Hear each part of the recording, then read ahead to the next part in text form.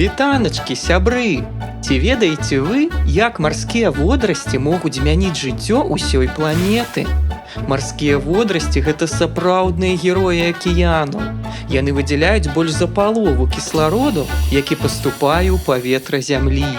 Так, паветра, якім ты зараз дыхаеш, магчыма, створанае дзякуючы ім. А яшчэ яны узбагачаюць ваду кіслародам, а калі адміраюць, утвараюць на дне тоўсты слой глею.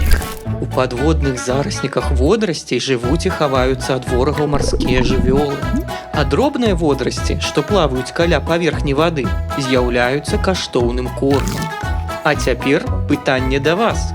Ці зможаце вы назваць марскіх жывёл, якія харчуюцца водарасцямі? Напішыце свае адказы ў каментарах.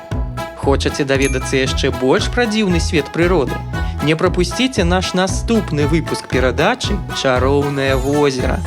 Разам да ведаў!